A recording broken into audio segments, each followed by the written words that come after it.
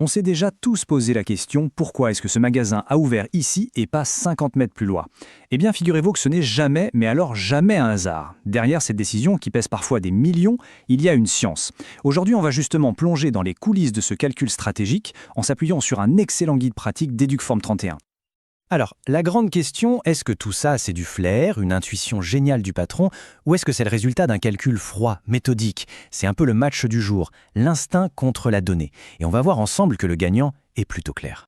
Pour que ce soit bien concret, on va suivre une histoire, celle de Kids & Co. C'est une enseigne de vêtements pour enfants, et ils ont un projet, ouvrir une boutique à Montauban. Leur objectif est simple, mais absolument vital, savoir si le projet est viable, et surtout, combien il peut rapporter. Et ça, avant même d'avoir signé le moindre papier. Alors, pour aider Kids & Co à décider, on va mener l'enquête, en suivant leur feuille de route en 5 étapes. On commence par le projet, puis on analyse le marché, on délimite la zone géographique, ensuite on passe aux choses sérieuses avec le chiffre d'affaires, et à la fin, on rend le verdict. C'est parti? Allez, on attaque la première mission, l'analyse du marché. C'est la base. Avant de planter son drapeau où que ce soit, Kids & Co doit savoir qui sont ses voisins et qui pourraient être ses clients. C'est un peu comme une mission de reconnaissance, une sorte d'espionnage commercial si on veut. En fait, analyser un marché, c'est regarder les deux côtés de la même médaille. D'un côté, il y a l'offre, en gros, qui vend déjà quoi dans le coin, et de l'autre côté, il y a la demande, c'est-à-dire qui sont les acheteurs potentiels et comment est-ce qu'ils consomment. Il faut absolument comprendre les deux. Et là, on passe à l'action. Concrètement, la première chose à faire, c'est de lister les concurrents directs. On prend sa voiture, ou on ouvre Google Maps, et on note. Pour chacun, il faut jouer au détective. Identifier ce qu'ils font très bien, leurs forces, et surtout là où ils sont un peu moins bons, leurs faiblesses. Parce que c'est exactement là que Kids & Co pourra trouver sa place. Bon, maintenant qu'on sait qui sont les autres joueurs sur le terrain, la question change. Ce n'est plus qui est là, mais d'où viendront mes clients. On passe de la compétition à la pure géographie. Et là, on aborde un concept absolument clé, la fameuse zone de chalandise. La définir, c'est la clé du succès. Le cœur du réacteur de cette zone, c'est la zone primaire. C'est le cercle le plus proche du magasin, là où son attraction est maximale. C'est ici qu'on va trouver les clients les plus fidèles, les habitués, bref, ceux qui font vraiment vivre la boutique au quotidien. Et puis comme des zones qui s'éloignent, on a les zones secondaires et tertiaires. Plus on s'écarte, plus l'aimant perd de sa force. Les clients de ces zones-là viendront moins souvent, de manière plus ponctuelle. Mais attention, ils comptent quand même dans le chiffre d'affaires final. D'accord, mais comment on les dessine concrètement, ces zones? Alors là, il y a une astuce de pro.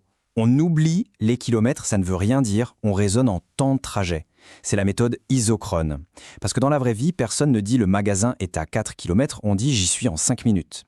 Et cette petite nuance, en fait, elle change absolument tout. Ok, la carte est dessinée, les concurrents sont identifiés, on arrive maintenant au nerf de la guerre, l'argent. Toute cette analyse n'a qu'un seul but, c'est de répondre à la question « Combien ce magasin peut espérer gagner ?» C'est le moment de sortir les calculatrices. Alors voilà la formule. Elle a l'air un peu barbare, mais en réalité, elle est super logique. On part de tout l'argent qui pourrait être dépensé dans la zone. On enlève l'argent qui s'en va ailleurs, c'est l'évasion. On ajoute l'argent qu'on arrive à attirer de l'extérieur. Et à la toute fin, on soustrait la part du gâteau que les concurrents vont prendre. Zoom sur ce concept important, l'évasion.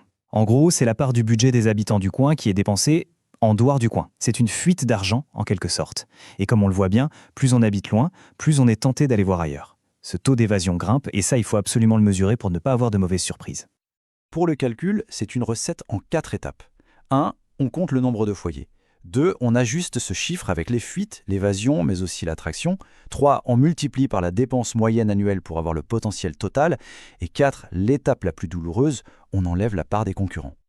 Et après avoir retiré la part de marché, souvent écrasante, des concurrents, qui est estimée ici à 92%, eh bien il reste ça, 8%. C'est la toute petite part du gâteau pour laquelle Kids & Co va devoir se battre.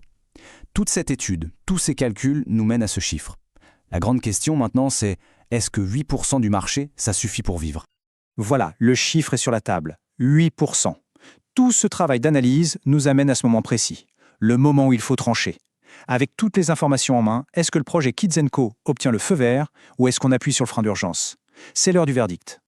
La décision, c'est une balance. On pèse le pour et le contre. Si le chiffre d'affaires qu'on peut faire avec ces 8% est suffisant, et si on a une bonne stratégie pour se différencier, alors c'est un go. Par contre, si la concurrence est trop installée ou si l'accès au site est un cauchemar, la sagesse, c'est de dire no go. Ça évite de faire une erreur très coûteuse. Et si le verdict est go, attention, le travail n'est pas fini. L'étude de marché ne finit pas dans un tiroir. Non, elle se transforme immédiatement en plan d'action. On sait précisément quels produits mettre en avant, comment communiquer différemment dans chaque zone, avec qui faire des partenariats locaux et quels services proposer pour vraiment faire la différence. Finalement, ce qu'on voit à travers ce cas, c'est que le succès commercial, c'est très rarement un coup de poker. C'est une méthode, une stratégie. La prochaine fois qu'un nouveau magasin ouvrira, on saura que derrière la vitrine, il n'y a pas juste une intuition, mais des dizaines, voire des centaines d'heures de calcul.